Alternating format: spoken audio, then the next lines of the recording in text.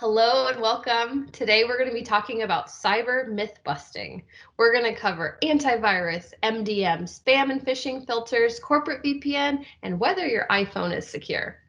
I am super happy because today I have Ash, cat herder in chief, and our IT expert joining me. Hello, Ash. Hi, Emily. I've got my cat shirt on, one of many. The title Who is change this each time. special fellow you have today? Yes, this is my one of many. I love it. I love it. So, Ash, we're talking about myth busting today. And first, we keep hearing that people think that doesn't antivirus make me secure? Uh, no, I mean, it's always a good idea to have antivirus, but it was invented about 30 years ago. In fact, there are competing people who take credit for it, but I think one of them was in 1987. And the whole point with firewalls is they're static. They're the guard at the gate. And if a virus comes through, they're like, hey, I recognize you. You can't come in here. Now, the problem is that viruses don't stay static. What we have nowadays are what's called polymorphic malware. Now, Ooh, what's that? poly means many, morphic means shape or form. So you have many forms. So basically, what this malware does is it changes itself, like from second to second or from minute to minute. And antivirus and static IPS, or intrusion prevention systems, these are built into your routers and your firewalls. That's not enough. We're not saying don't have it. We're saying you need more. And since this malware changes, it doesn't have the same identifiers. So this kind of pattern matching that firewalls are really good at doesn't really help anymore. Got it. So what I'm hearing is that antivirus is more like rules based. It follows if malware fits an exact thing that it knows about, it can catch it. But Mm-hmm. last time I checked, hackers are pretty smart and they can they can tweak it a little bit. Yeah, so one of my favorite hypotheses is called the Red Queen hypothesis, which basically comes from the Looking Glass, and the Red Queen takes Alice by the hand, and they run super super fast, and then they stop, and Alice looks around, and she's like, "We're in the same place," and she's like, "Well, obviously, if you want to get anywhere, you have to run twice as fast." All that to explain is that hackers are constantly updating their methods of attack. They are constantly changing, constantly evolving, which means the good guys also have to be that way. It's a constant race where there's no end. So these firewalls and this antivirus being invented 30 years ago, not going to cut it. Got it. So you need something more robust if you want to protect yourself from emerging threats. Exactly, exactly. Another thing, well, something else that we have seen are fileless attacks. Mm. Now, fileless attacks basically means that they don't install on your system per se. When you click on this bad link, it'll go in and it'll use your own system against you. And it's kind of cool. I mean, not for the person that's being attacked, but it basically, if you're using a Windows system, let's say, it'll go into PowerShell. Now, PowerShell is great and runs a lot of scripts, and it's a powerful, good tool, but it can also be used for bad things. So you'll click on this link. It'll open up Flash, which has a ton of security vulnerabilities, and then it'll open up PowerShell in the background. You don't know this is going on. It'll send your information and send all this data that's on your computer to what's called a CNC, which is a command and control center. It's just a server that's sitting there, and it's like the mothership, and it's taking all this data, and obviously that's very bad. But the problem with fileless is that it doesn't stay on your system. It doesn't install, so antivirus can't find it. Oh, yeesh. Yeah, That's it's really scary, but also I get very enthusiastic because it's very cool to me. It's cool and terrible. Yeah, well, most things, yes. This is Okay, so cyber myth number one is busted. Antivirus is not enough to keep you secure. Nope, nope. Okay, cyber myth number two, MDM is enough to keep me secure. Is that true? No. All right, and this is why. MDM, so mobile device management, that is basically what I do at Rubica. And you know this because you say, what is my phone doing? And I say, hey, that's me. I'm installing something on your phone. MDM is meant to make my life easier so that I can give you guys apps or like install things on your computer or run updates when you don't run them. Just saying. Talking about me, I'm sure. I have no idea what you're talking about. But what MDM is not, it's not security. Employees aren't going to always follow the rules. In fact, 85% of employees access games on the same mobile devices that they use for work. And that's according to a Verizon 2020 mobile threat report. Mm. So we don't follow all the rules. And tell me more about MDM. So you like it from the administrative perspective because you can kind of have control over my phone. But what else does this mean for like BYOD devices? See, here's a huge problem. So a BYOD, so you're bringing your own device. Well, I'm going to install stuff on there because I need to manage it, but you're also accessing games and your contacts. Let's say you have your Outlook open or you're downloading some files. You got to read this email, but oh, here comes a text message and it's FedEx. Oh, my package is delayed. Let me click on this link. Not from FedEx. And you maybe enter some credentials. It gets into your phone, which has a direct link to your corporate network. Oh, that does not sound good. Yeah. So MDM, especially when you're using bring your own device, can actually be worse. I would absolutely encourage that separation if at all possible.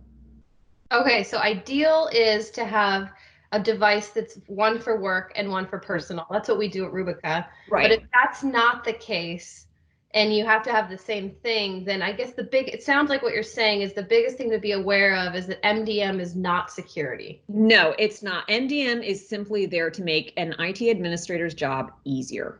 Okay. That's literally all it's there for. I can sit there and send some like restrictions, but you can't really do that on a bring your own device because that is the employee's own device and you really can't do that. Plus, if you do end up losing that device, that corporate MDM is going to send a white signal, which means everything's gone. Oof. And in the unfortunate instant that it's not gone, maybe the device wipe didn't work, your network is compromised. Your corporate information is compromised. The kind of financial and data leakage that can occur with phishing when you're using your mobile device and not having any sort of security on it, it's huge. The consequences are nuts. Okay. So MDM in itself is not a bad thing. It's a fine thing, but it's not security. So you need additional security to secure the phones. Well, you just need security in general. MDM security, no, it has nothing to do with it. Got it. It is simply a tool to help IT administrators. Got it. So myth number 2, MDM keeps my phone secure, busted. Massively busted. Okay. Myth number 3, spam and phishing filters will keep me secure. This one's so bad. No. Phishing, even with the most robust spam filtering, what have you, phishing emails are going to get through. Okay. And not everybody's going to know everything. We are trained, absolutely, and having that training in place is super important. But it's really easy to click on a link, or maybe you're not paying attention. Maybe you're eating a burrito. I don't know. I've done that scrolling through. I'm telling you, scrolling through and accidentally click on something. Well, what happens then when you can have all of the security in the world, but that's not going to stop you from opening up the gate wide by an accidental click on a link. And that's easy to do. And isn't clicking on phishing even worse on mobile? Isn't it like more prevalent there? Okay, so again, with this 2020 mobile threat report, 85% of all phishing attacks are seen on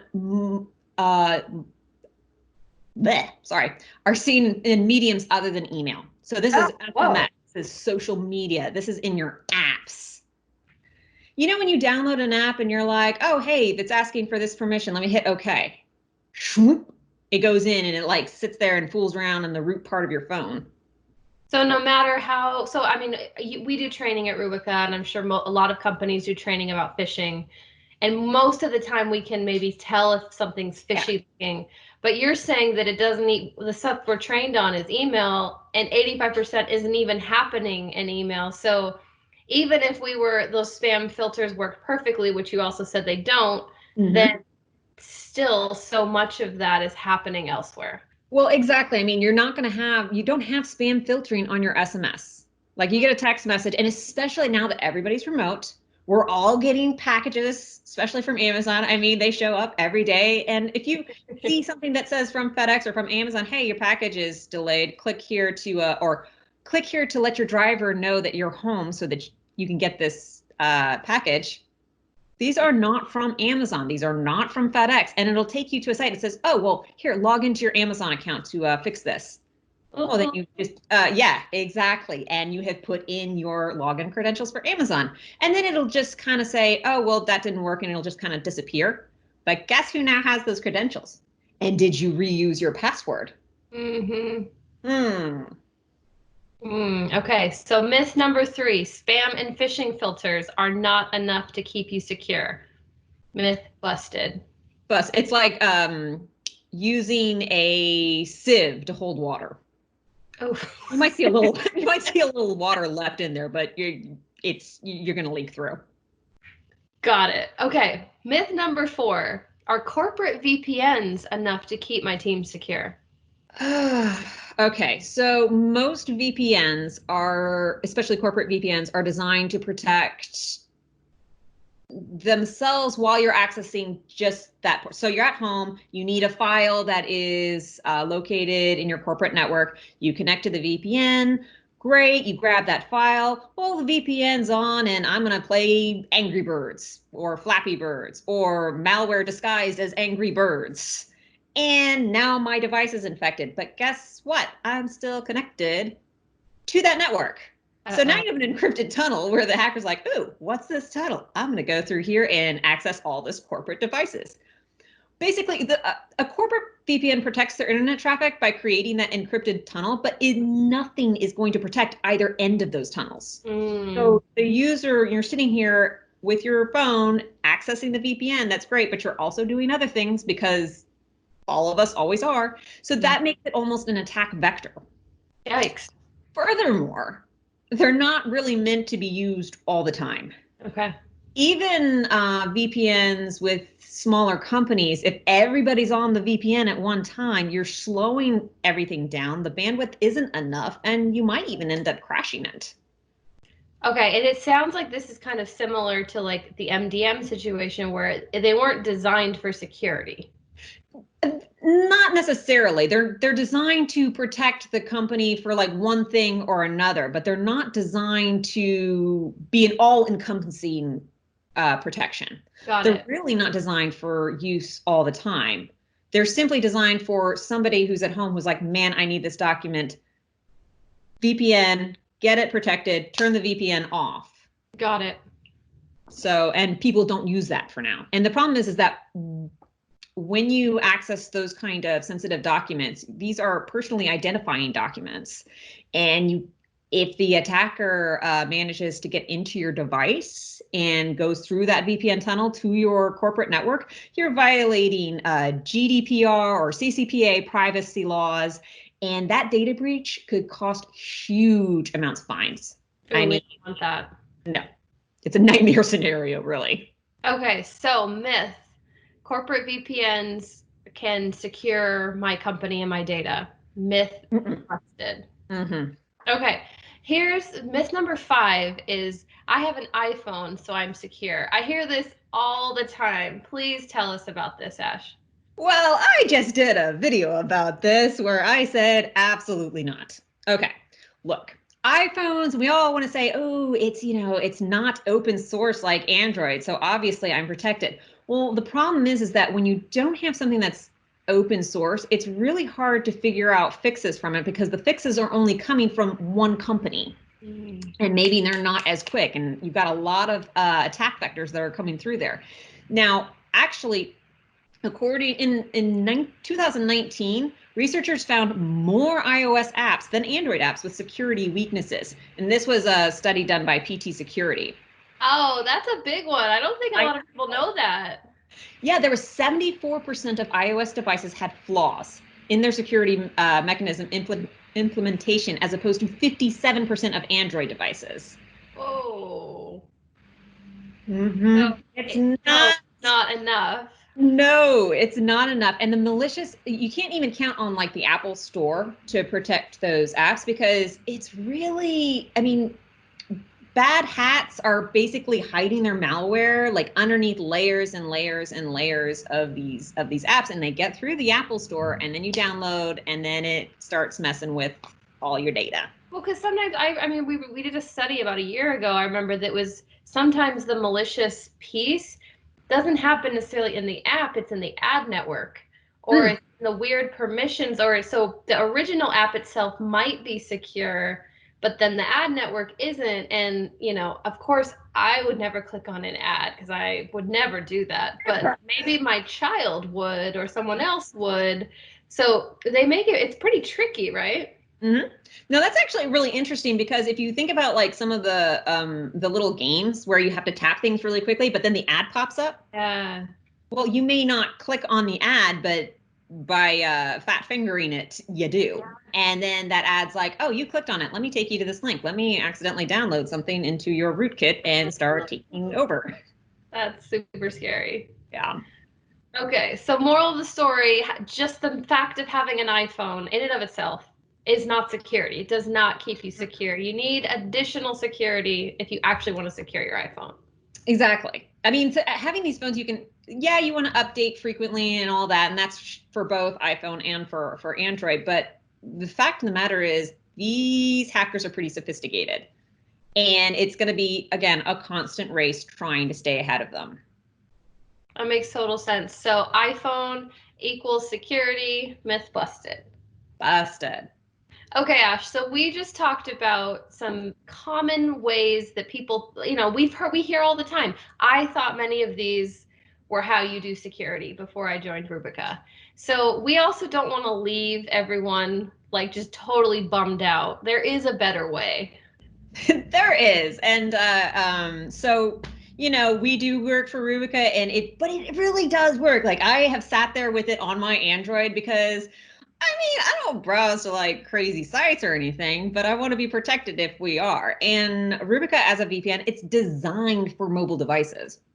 It is designed to go where you go, and it's designed to just kind of hang out in the background and make sure that these processes are being watched. And we have that human element, which I think is super important. So our SOC team, we actually have human analysts constantly analyzing patterns, constantly looking for anomalies, constantly looking for threats. And this is what you need. Again, it's the race. It's the race from the hackers and then the good guys trying to block each other at every turn. And the whole point of having a VPN with a human element makes you way more secure. And that's what Rubica does. I love it. So if we go through the myths, so antivirus doesn't keep you secure because it's reactive, rules based, but Rubica is anti-malware, anti-phishing it's at the network layer, so it actually can catch the morphing, Yeah. malware, right? And it watches, and since it's constantly learning, constantly evolving, we're not just trusting an algorithm to look for these bad threats. We are having human pattern readers, which a human brain is way better at this kind of stuff than a computer processor. Perfect. May not be as fast, but it's going to see way more patterns than. Well, it's the combination, right? Because we have the security stack and the humans. Exactly, and those working in conjunction is security is all about layers. Yeah. And this is what Rubica provides. It provides the algorithm. It provides the human element. It provides I'm going to sit there and create this VPN protected tunnel. And when you have the Rubica on and you go through your corporate VPN, well, man, that's just great. You're good. And then in terms of the phishing and spam filters, it doesn't just protect your email, it'll protect those other 85% of places, like your apps, like your text messaging, more comprehensive coverage on your, Yes, to Android users as well, but your iPhone and your Android and, Windows and Mac as well. Okay, awesome. So, moral of the story, get Rubica. Get Rubica and leave it on. And then you don't have to worry about it. Just kind of be like, okay, great. Keep going, keep downloading. Love it. Well, Ash, thank you so much for taking the time to chat about cyber myth busting with us today. And stay tuned. Ash puts out a new video every week, and they are as delightful as she is. There's a new cat video, new cat shirt. They're entertaining. You will learn something. So join us. Thanks for joining us. Every week we'll share more. More. Thanks.